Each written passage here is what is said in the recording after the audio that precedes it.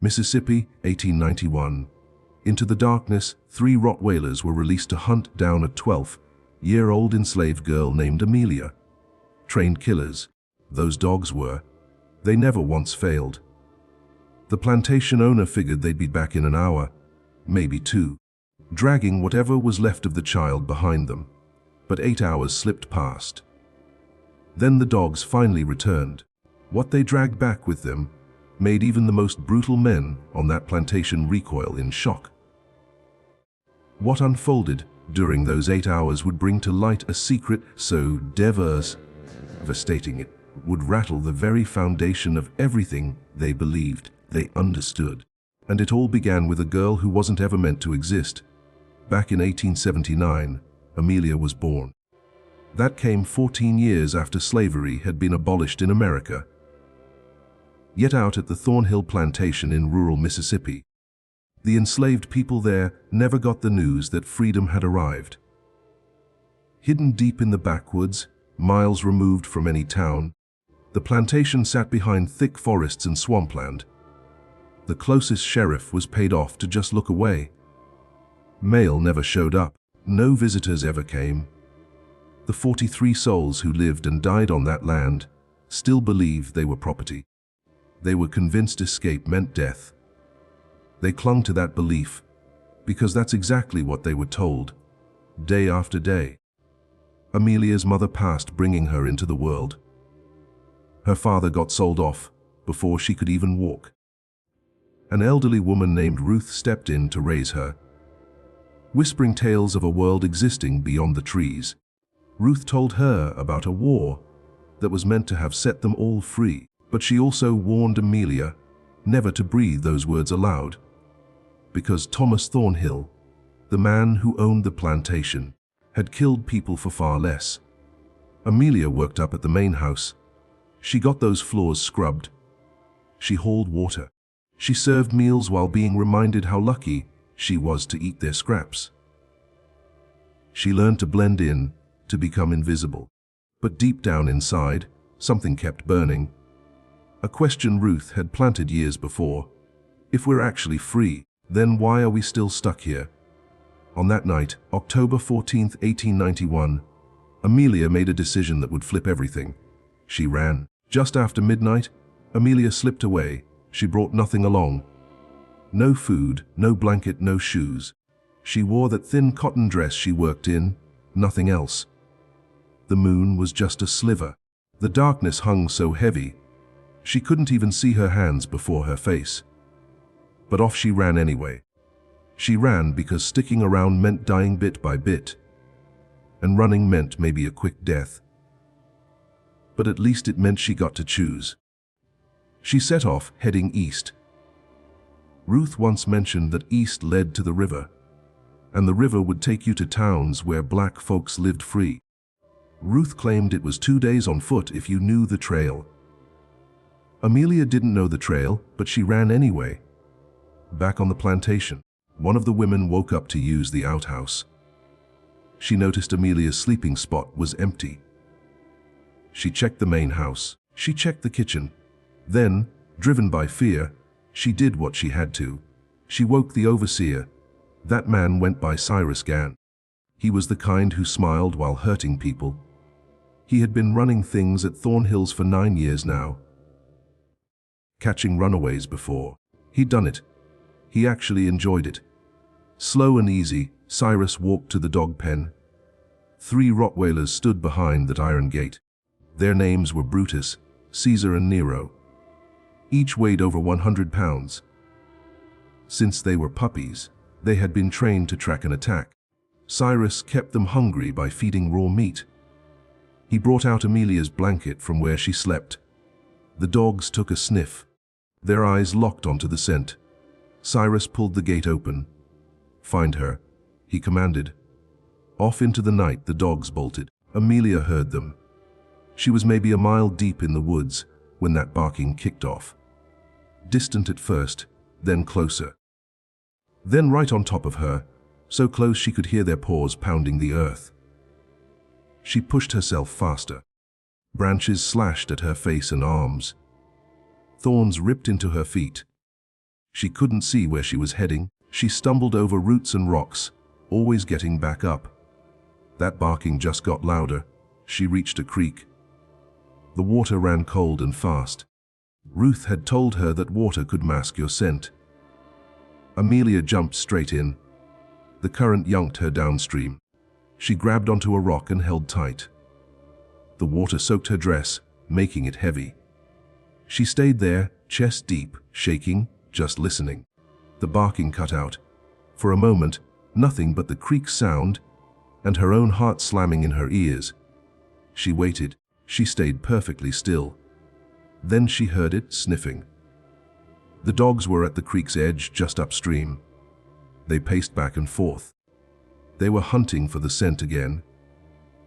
Amelia slipped deeper underwater. She let the current drag her further down. She kept just her head above the surface. The cold was stealing feeling from her fingers. Her feet were completely numb now, but she kept going. The dogs caught the scent again. They splashed into the creek. They were heading downstream. Amelia hauled herself out on the opposite bank and took off again. Her dress clung tight to her body. Every step felt like hauling stones. Her legs cramped up. Her lungs burned. Still, she didn't stop. She ran for another hour, maybe more. Time just vanished. All that existed was the running and the dogs getting closer all over again. She had no idea where she was. Every tree looked the same. The darkness swallowed everything. She was completely lost. Then she spotted it. A cabin. It sat in a small clearing, half collapsed and tangled in vines.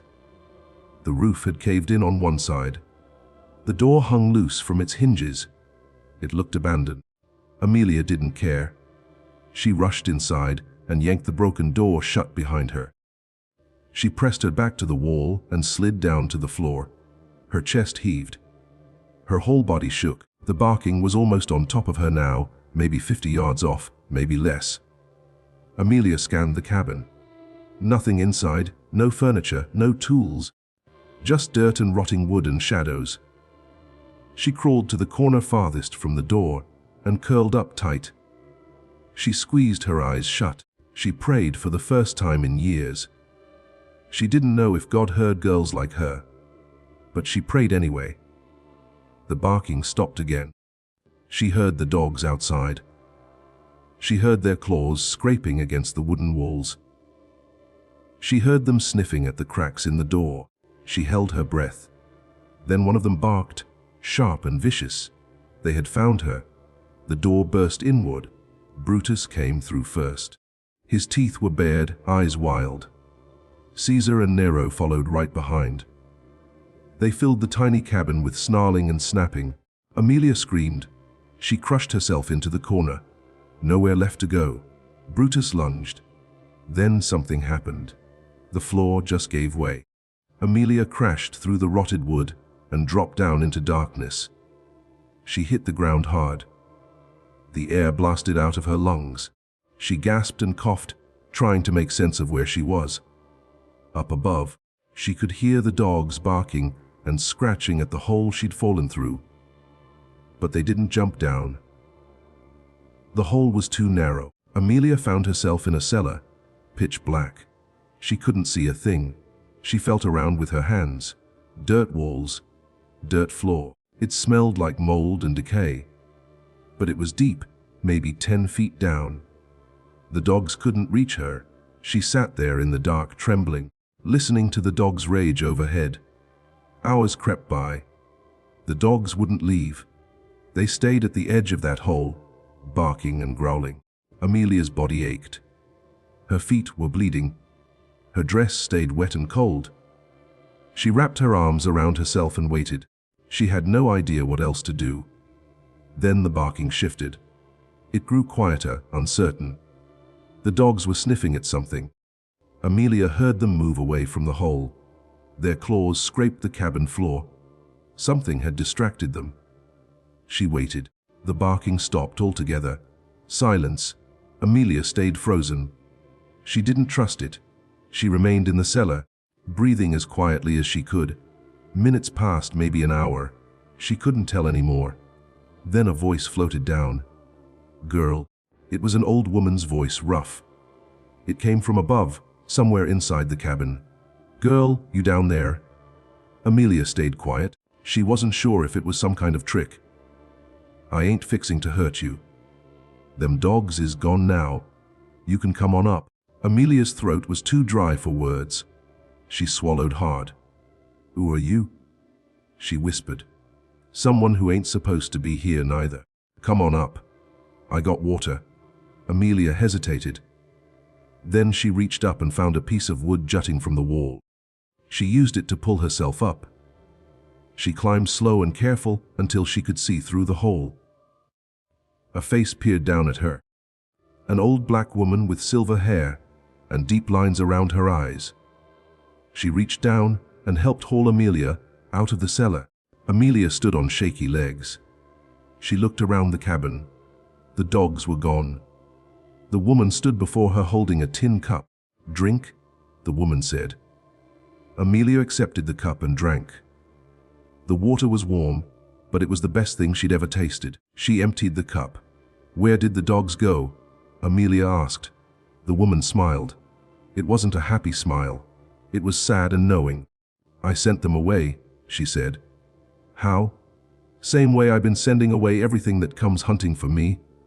I know things that spook dogs, things that spook men too." Amelia stared at her. "Who are you?" "My name's Esther. I've been living out in these woods for near 40 years.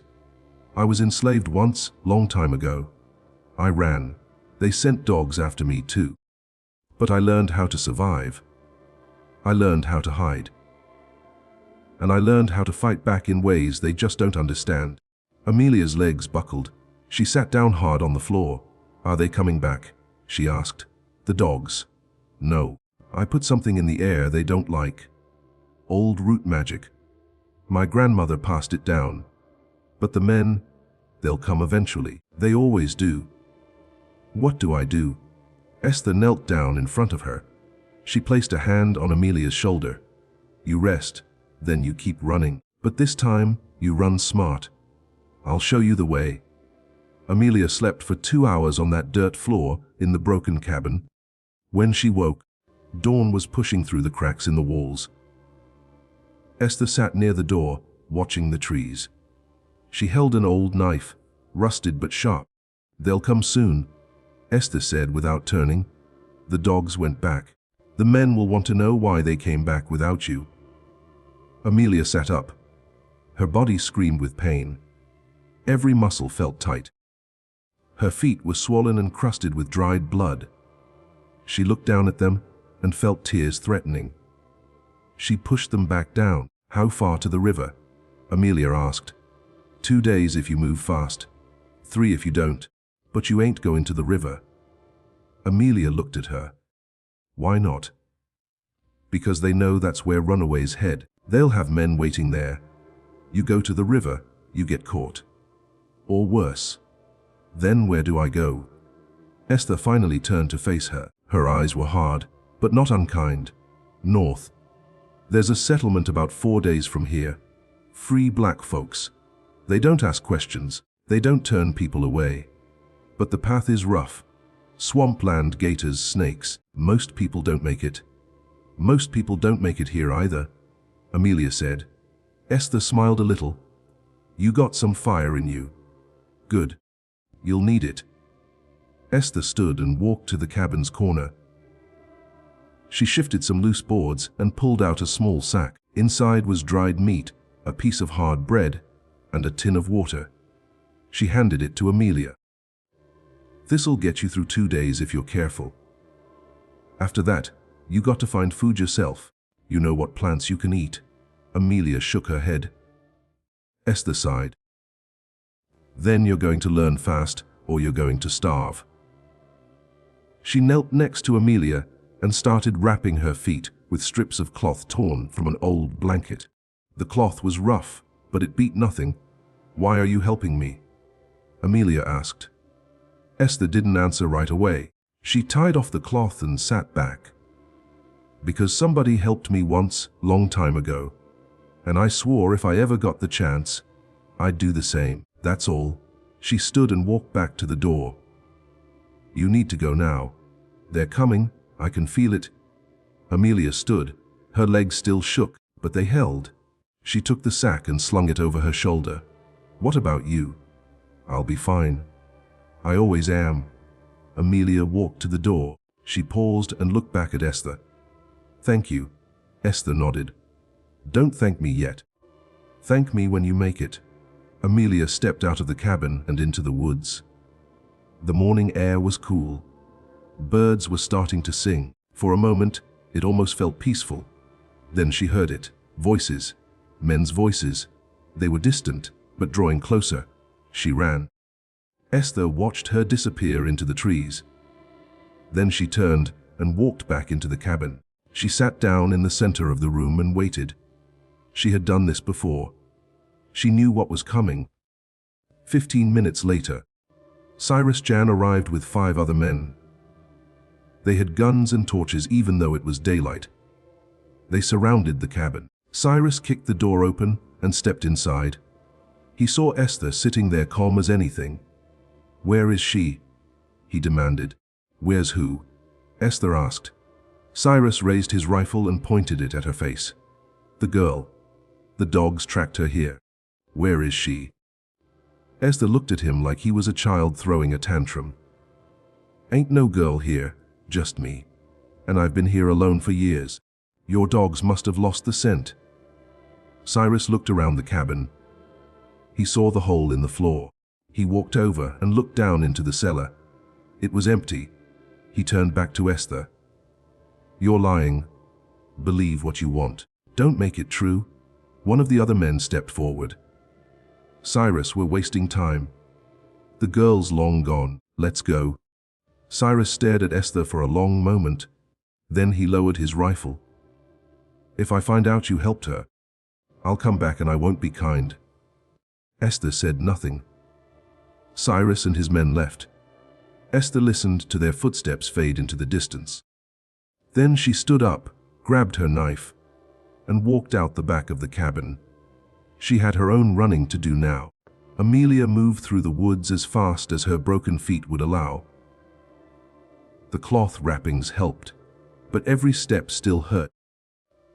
She followed the direction Esther had pointed her toward. North, toward the swamp, toward something that might be freedom or might be death. She didn't let herself think about it too much. By midday, the trees started to change. They grew thicker, darker. The ground became soft and wet. She could smell the swamp before she saw it.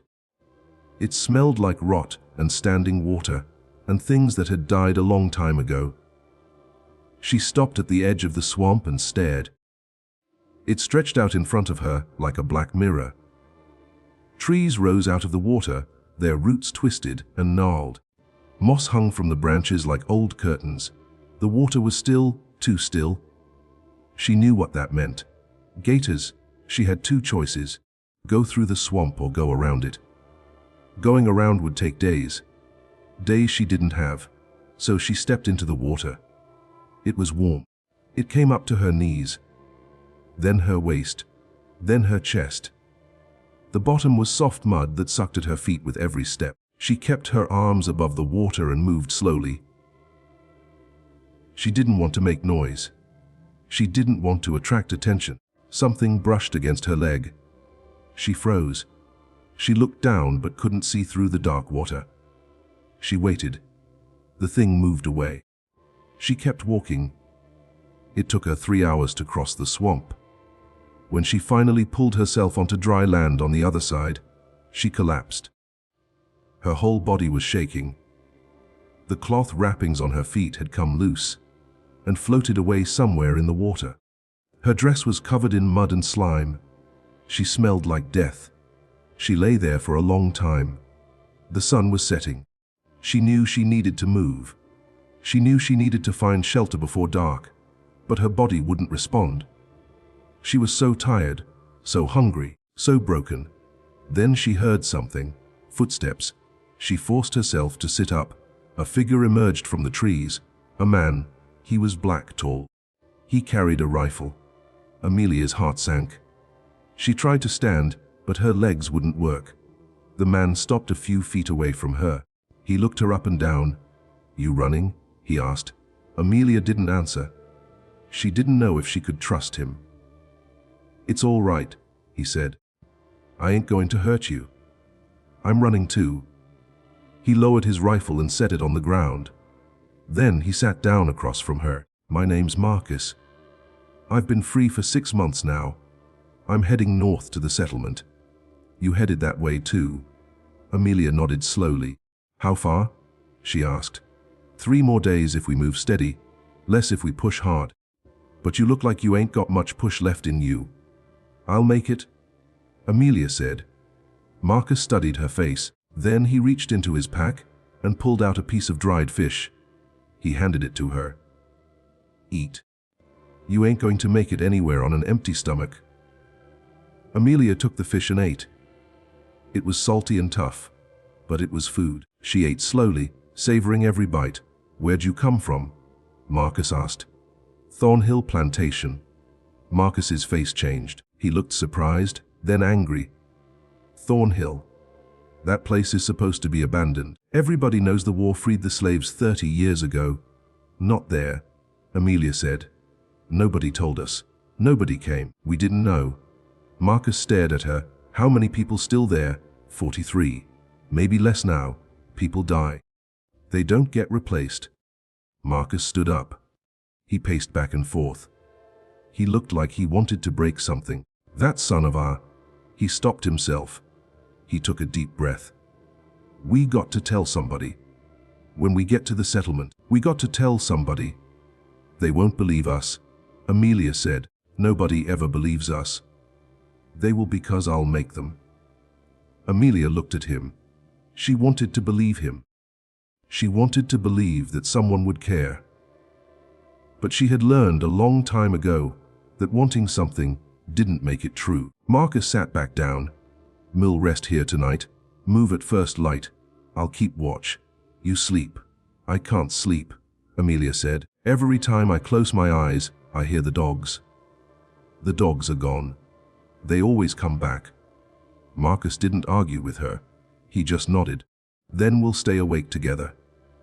They sat in silence as the sun disappeared and the darkness came. The woods filled with sounds. Crickets, frogs, owls, things rustling in the bushes. Amelia jumped at every noise. Marcus stayed calm. He had been doing this longer than her. He knew which sounds mattered and which didn't. Around midnight, Marcus spoke. "You got family back there?" "No. They're all gone. Dead or sold, I don't know which." "I'm sorry." "Don't be. I'm out now. That's all that matters." Marcus looked at her. "You're strong. Stronger than most people I've met. You're going to make it. You don't know that." "Yeah, I do." Amelia didn't respond. She pulled her knees to her chest and stared into the darkness. Somewhere out there, Cyrus and his men were looking for her. Somewhere out there, the dogs were resting, waiting to be sent out again. Somewhere out there, 42 people were still living in chains, believing that's all there was. She thought about Ruth. She wondered if Ruth knew she had run. She wondered if Ruth was proud or terrified, or both. She wondered if she would ever see her again. She didn't let herself cry. Crying didn't help. It just made you weak, and she couldn't afford to be weak. Not now, not ever. As the night wore on, exhaustion finally won. Amelia's eyes closed. She slept sitting up, her head resting on her knees. She dreamed of dogs with red eyes and men with guns, and a river she could never reach. When she woke, Marcus was shaking her shoulder. "We got to go," he said. "Now, what's wrong?" "I heard voices about a mile back. They're coming this way." Amelia stood, her feet screamed. She ignored them. "How many?" "Don't know. At least 3. Maybe more." They grabbed their things and started moving fast. The sun was just starting to rise. The woods were gray and shadowy. They moved north, pushing through thick brush and over fallen trees. Behind them, the voices got louder. "There, I see tracks. This way."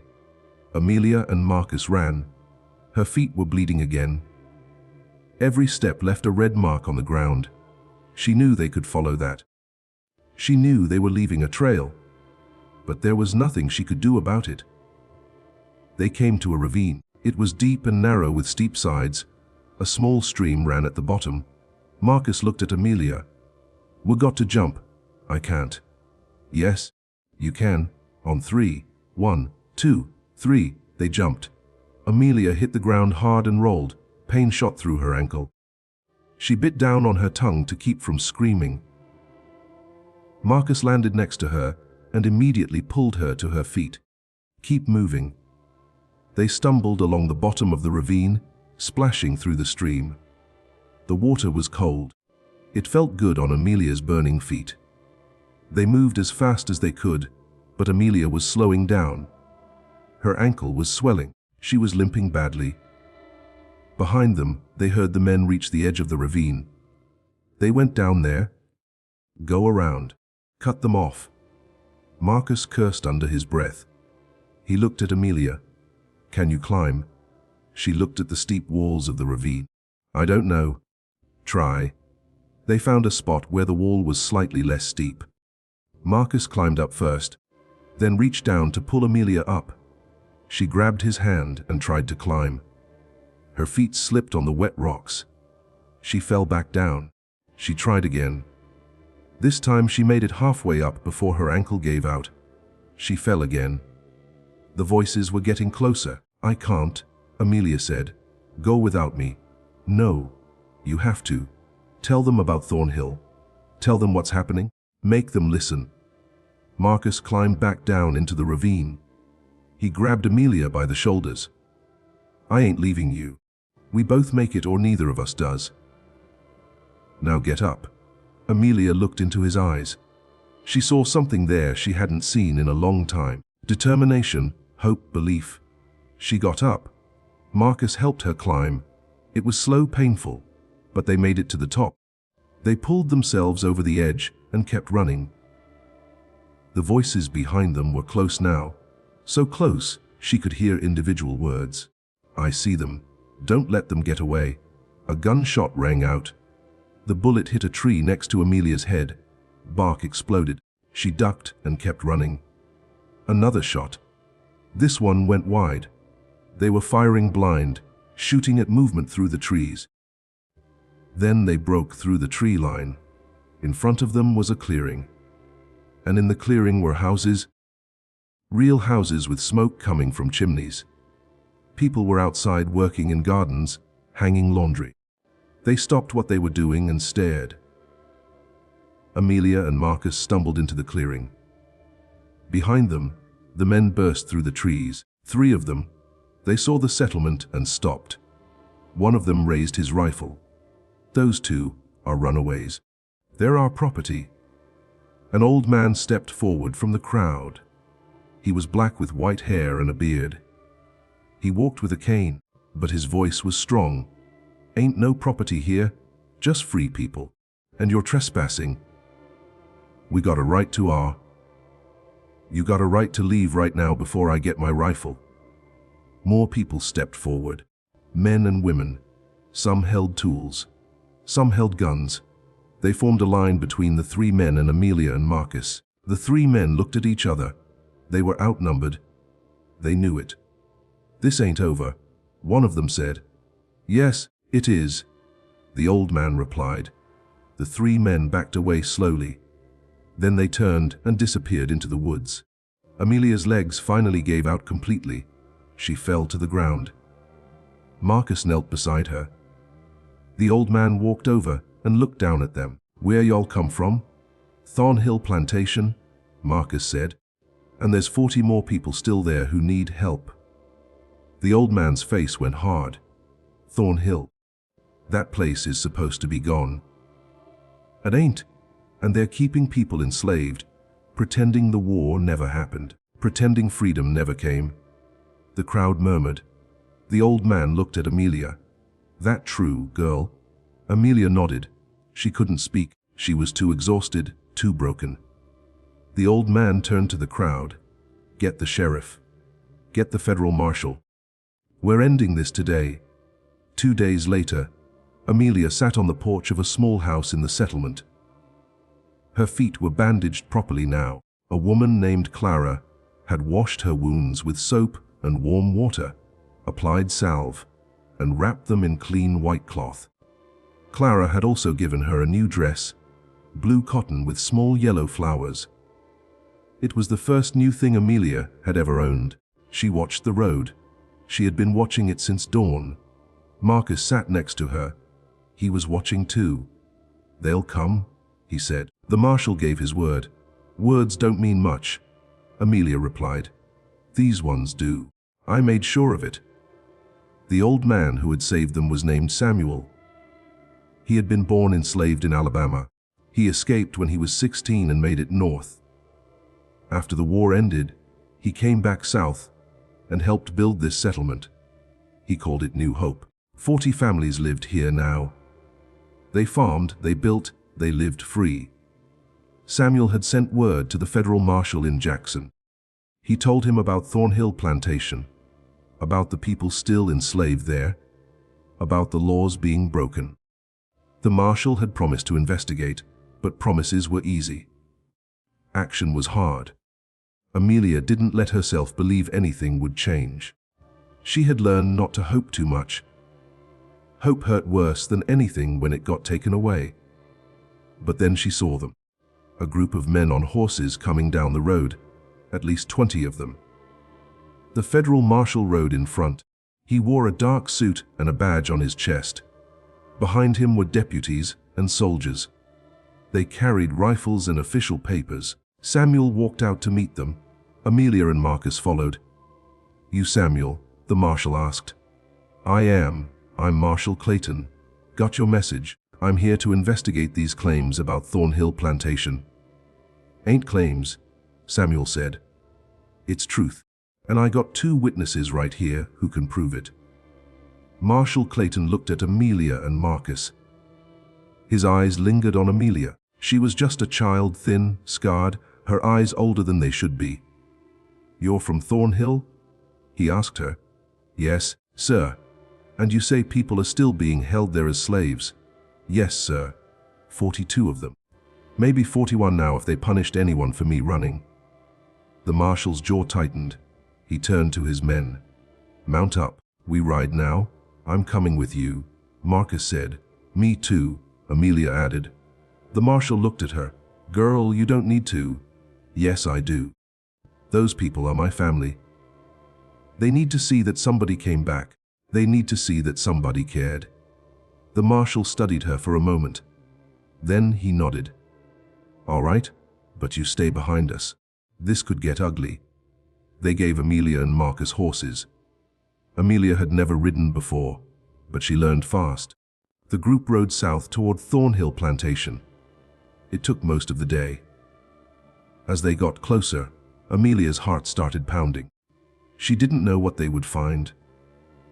She didn't know if anyone was still alive. They reached the plantation just before sunset. The place looked exactly as she remembered. The big white house on the hill, the small shacks behind it, the fields stretching out in every direction. Smoke rose from the chimneys. People were still there. Marshal Clayton raised his hand. Everyone stopped. "Spread out. Surround the property. Nobody leaves until I say so." The men moved into position. The marshal rode up to the main house with 6 deputies behind him. Amelia and Marcus stayed back, but close enough to see. Thomas Thornhill stepped out onto the porch. He was a large man with a red face and gray hair. He held a glass of whiskey in one hand. He looked at the marshal and smiled. "Can I help you, gentlemen?" "I'm Federal Marshal Clayton. I'm here to investigate reports of illegal enslavement on this property." Thornhill's smile didn't move. "I don't know what you're talking about. I run a farm here. My workers are paid employees." "Is that so?" "That's so." "Then you won't mind if I speak with them?" "Not at all. But you're wasting your time." The marshal dismounted and walked toward the shacks behind the main house. Amelia followed at a distance. Her heart was beating so hard, she thought it might break through her chest. The people were gathering outside now. They had heard the horses. They had seen the men with guns and badges. They stood in a group, silent, afraid. Amelia saw faces she knew. Ruth was there. She looked older, thinner, but alive. Ruth saw Amelia and her eyes went wide. The marshal stepped forward. "My name is Marshal Clayton. I'm a federal officer. I need to ask you all some questions. Are you being held here against your will?" Nobody spoke. They looked at each other. They looked at Thornhill standing on his porch. They looked at Cyrus Gann, who had appeared from somewhere with his rifle. "Are you free to leave whenever you want?" The marshal asked. Still silence. "Are you paid for your work?" Nothing. Amelia couldn't take it anymore. She stepped forward. "They're scared," she said loudly. "They're scared because if they tell the truth, they'll be punished. They've been punished their whole lives for telling the truth." She walked toward the group.